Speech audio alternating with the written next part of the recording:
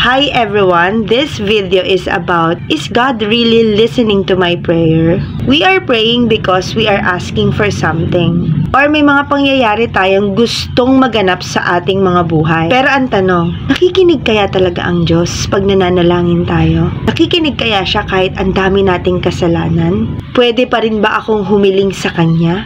Yes, kapatid. Ngunit nais kong sabihin sa inyo na dapat umpisahan natin ang lahat sa isang confession. Sinabi sa 1 John 1:9 that if we confess our sins to the Lord, He is faithful and just to forgive us and to cleanse us from all our unrighteousness. We need to receive first His forgiveness bago ang katugunan sa ating mga panalangin. Through this verse, mararamdaman mo yung forgiveness na ibinigay niya sa'yo. Kaya, every time na magdadasal ka na, wala nang doubt kung naririnig ka ba talaga niya.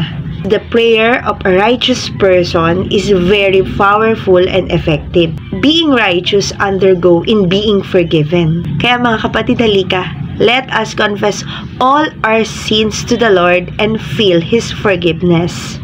Dahil walang tatalo sa isang pakiramdam ng isang taong pinatawad.